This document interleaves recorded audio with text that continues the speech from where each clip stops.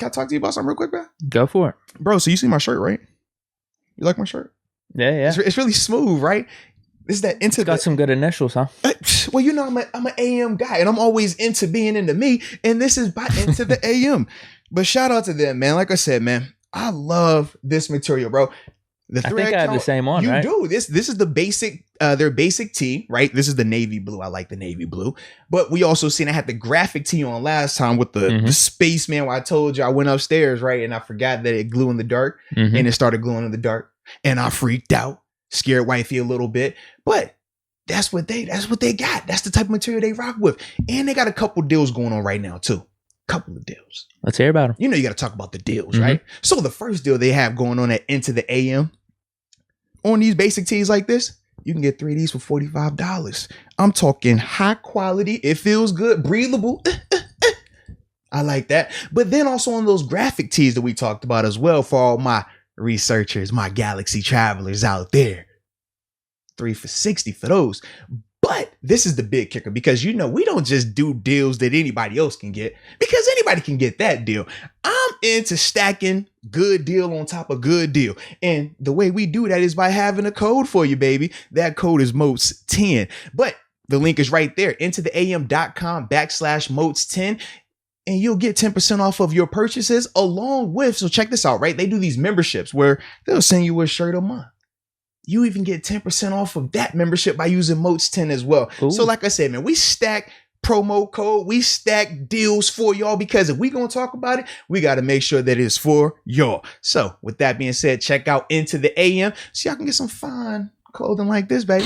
We do have some spicy stuff going on, though. We do, though, because we did find out who was going to be named starting quarterback for this game, and that did great. I want to know if your opinion's changed on this at all now. I'm ready to talk about it. Actually, in the midst of me saying I'm ready to talk about it, Stephanie was laughing and she just said, "Hey, love you too, Deke. Love you too." So I just had to drop that because it was funny because we were laughing about it. So now that we're back, yes, let's talk about this thing, man. Dwayne Haskins getting the nod to start this week. No Mason Rudolph this game, though, right? That was the big thing. So everybody obviously went on and said, "Oh, man, he has to have the number 2 spot locked up." It's official now because he's not playing in this 4th preseason game. You know somebody else who didn't play in that 4th preseason game? Who everybody thought had it locked up? Was it really Landry? It was. I was going to ask you that. Absolutely. I can't remember. Absolutely. I wasn't going to try to look that up. Because Mason and Dobbs went out there and Mason balled out, Dobbs balled out. Exact same scenario. So to me, I look at it as the exact same scenario, as I already said. I mean, if they keep Mason, I can understand why they would, because as we said, like, we don't feel you just don't think it's locked up. Right. Though. We don't feel like like some people make him sound like he's the worst quarterback ever. We don't feel like that. We think that he's still a good quarterback. We thought he played well in the preseason and training camp. It was just when it's a competition, we felt like Haskins did more. We thought Haskins gives you more ability. And if we're going to take this approach of, okay, who do we think has more upside? We all feel like Haskins has that. We feel like Haskins has the potential to be a franchise quarterback. He's not that right now, but he has the potential to be that. Whereas with Mason, people aren't as confident in him because we've seen him in Pittsburgh already. Now with Haskins, the mystery element is there because of the dysfunction in Washington. And we've seen enough consistent good days here to make us feel that, hey, maybe this thing is different. So for me, I haven't changed my opinion on it at all. I could, like I said, it feels identical to the Landry Jones situation, even down to that decision, even down to the response to that decision, because that was the exact same response when it was Landry Jones. Exact same response. So for me, I'm just like, until I see it happen differently, I'm going off of what I've seen from them before in the exact same situation.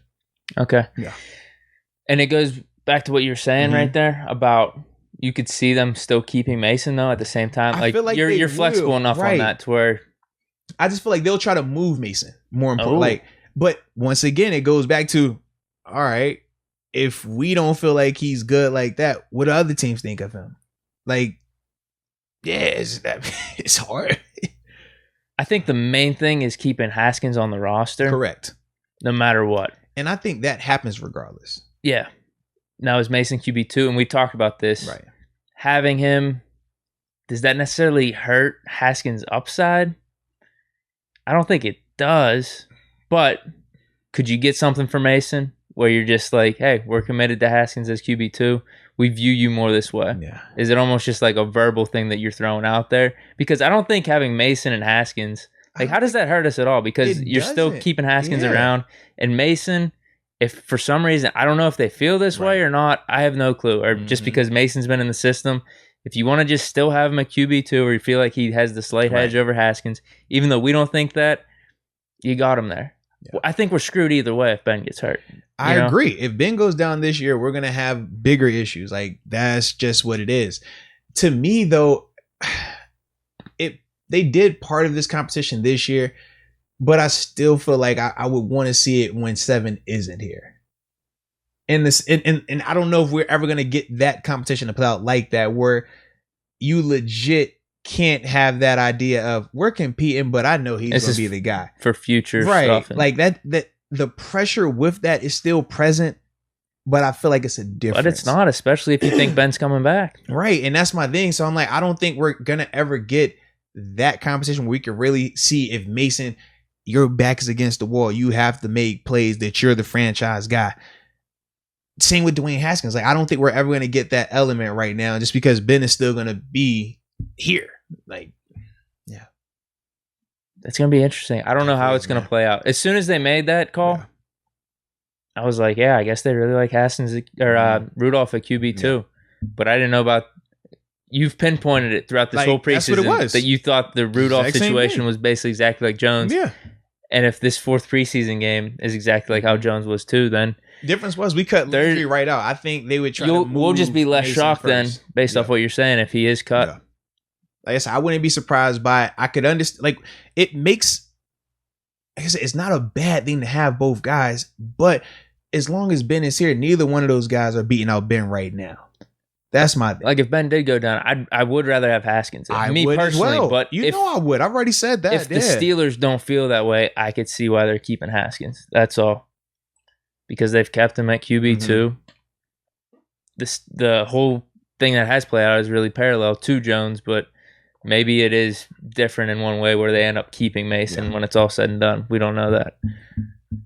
Well, I'm not surprised because you gave me all this inside information that he might get cut. It's literally been the exact same thing. Like, it's nuts to me. I won't be surprised if they keep him, though. He's just QB2. Haskins is QB3. Dobbs ends up getting cut. That's if I had to lean one way, I think that's the way I'm leaning with how it playing out. Yeah.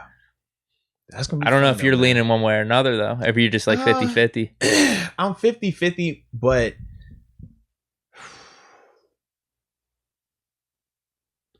which one did you go? I'll go whatever you went. I'll go opposite of what you went. So you said you think Mason will still be here? So I think it's going to be Ben, Mason, Haskins. Okay, I'll go Ben, Haskins, Dobbs then. Okay. Yeah, I just figure I'd give it a little more, a little spice? Yeah, if we both agree all the time, it's not fun. Put a little bet on it, $200 jersey. Eyebrow.